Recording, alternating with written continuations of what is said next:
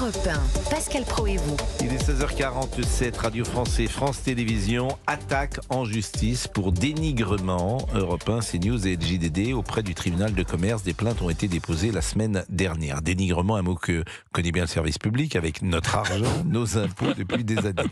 Delphine Ernotte, la présidente de France Télévisions, avait déclaré dans une interview au Monde mi-septembre: CNews est un média d'opinion, qu'ils assument d'être une chaîne d'extrême droite. Vincent Mellet, directeur éditorial de Radio France, avait donné une interview en septembre au journal Le Parisien. Il avait déclaré après l'affaire Thomas Legrand, Patrick Cohen, que nous étions ses pires adversaires, la négation du journalisme, des médias d'opinion, militants d'obsession. Alors on sera avec Gilles-William Goldadel, on sera peut-être également avec Françoise Laborde, mais je voudrais qu'on écoute Rachida Dati. Alors je précise que pourquoi nous parlons du service public ? Parce que c'est notre argent. C'est-à-dire que nous parlons sur CNews, sur Europe 1, sur le JDD, de tous les services publics. Et on s'intéresse souvent comment est utilisé notre argent.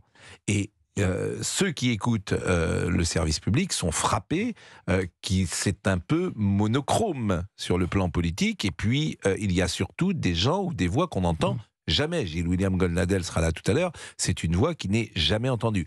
Plus les attaques, effectivement, frontales, qui sont faites contre CNews, contre Europe 1, contre ce qui est appelé l'Empire Bolloré, la galaxie Bolloré, ce sont toujours les mêmes termes qui reviennent. Et puis, après, il y a des flèches contre M. Deval, contre M. Gauthier, contre votre serviteur, etc., etc. Donc, écoutez Rachida Dati, parce que c'était à l'Assemblée nationale, et elle a répondu, et ça s'appelle un tacle ou une baffe. Alors, vous avez raison, toutes les chaînes de télévision, privées comme publiques, sont soumis à une exigence de pluralisme dans leur programme.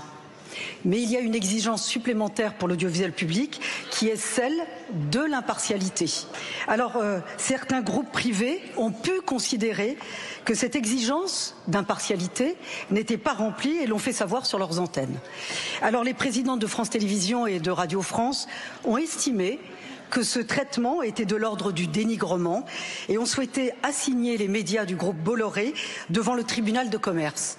Alors vous m'avez posé une question sur est-ce que j'étais informée de cette démarche. Cette démarche n'avait en aucun cas été concertée et encore moins approuvée par les tutelles.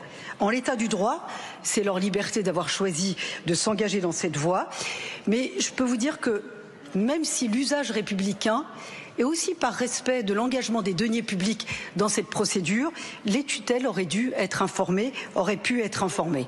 Plus largement, la réflexion sur ce que signifie l'impartialité, cette exigence d'impartialité du service public et la façon dont elle est mise en œuvre est évidemment pleinement légitime et c'est un débat que nous devons avoir.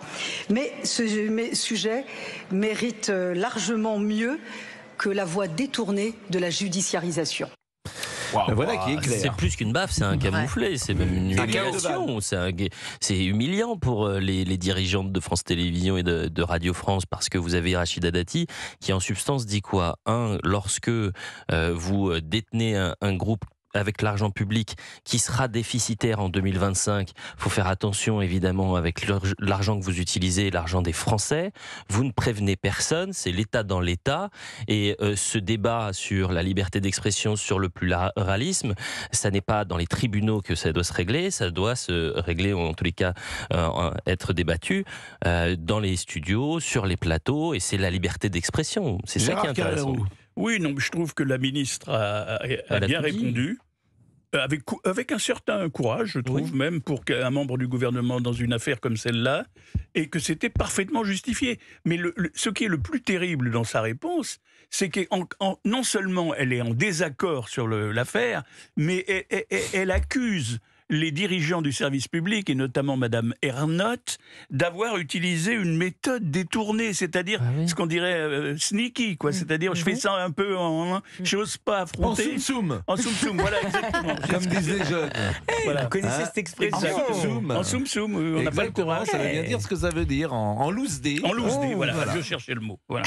Non mais, on va parler peut-être de la taxe foncière que on va devoir payer encore plus cher. Donc cet argent qui sera collecté va servir notamment à payer les procédures du service public contre notre groupe. C'est les Français, avec leurs impôts, qui vont aller payer les avocats de Delphine Ernotte et de Sybille Veil. C'est aux Français de payer ces procédures et sans consulter la ministre de la Culture. Allez un peu, déjà que le service public coûte très cher, on a arrêté la redevance, mais c'est un leurre. Évidemment, c'est toujours l'argent des Français qui payent les services, enfin ce qu'on diffuse sur le service public et ce qui peut s'apparenter parfois à de la propagande, puisque on ne veut pas dire la vérité, mais on veut dire le pays tel qu'on voudrait qu'il soit, pour reprendre les mots de Delphine Ernotte. Et donc maintenant, les Français apprennent, avec leurs impôts, ils vont payer les avocats du service public. Je ne sais pas qui conseille en communication Madame Ernotte, mais elle n'est pas maligne. Disons les choses, parce que c'est contre-productif et elle se met en difficulté elle-même. Je ne pense pas que ce soit une bonne idée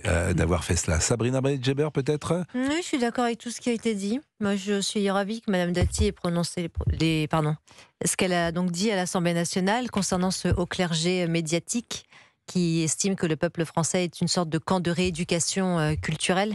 Donc évidemment que c'est un scandale que les Français payent pour la défense de Madame Ernotte et Madame Veil, qui ne cessent de nous dénigrer au nom de la liberté d'expression et qui refusent le débat contradictoire au nom de la liberté d'expression. Alors ce matin, 6h15, et puis à 7h15, notre ami Laurent Tessier a fait une excellente chronique, un excellent éditorial, où il rapportait tous les mots de dénigrement depuis de nombreuses années, d'attaque.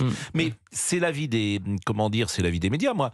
Dénigrement du service public sur nous. Oui, bien sûr, évidemment, mais de la même manière que le quotidien nous attaque. Ça fait partie... moi, j'ai le sentiment que j'ai toujours répondu, que je n'ai jamais été le premier qui avait souligné ce que font les autres éditorialement. Mais c'est vrai que quand on nous attaque, j'ai eu le sentiment d'avoir toujours répondu. Sur l'affaire Legrand-Cohen, c'était autre chose. C'était un fait qui était... C'était pas une attaque contre le service public. Là, c'était quelque chose d'établi, effectivement, comme vous disiez, qui n'était pas convenable, puisque c'était avec l'argent du service public. On apprenait que vous aviez 2 conseillers du Parti Socialiste, attachés de presse du Parti Socialiste, et ils sont payés par France Inter. Et ça avait fait réagir Rachida Dati. Donc à partir de ce moment-là, c'est une information. Exactement. C'est une information. C'était une information. Mais autrement, dans le déni, quand même. J'ai le sentiment d'avoir toujours répondu. Ce qui n'est pas le cas de nos amis qui souvent nous ont attaqués. Mais c'est la liberté d'expression. Moi, ça ne... Attaquer, caricaturer... Je ne vais pas descendre dans la rue pour ça. Mais Canteloup le fait aussi sur TF1, etc. Alors écoutez, par exemple, une émission sur France 5, c'était dans C'est dans l'air, un premier passage. Sur Europe 1, animateurs et chroniqueurs, tous éditorialistes. Il y a une dramatisation, je ne suis pas sûr que les autres pays fassent ça. Emmanuel Macron aime nous faire peur, nous donner du stress, nous inquiéter.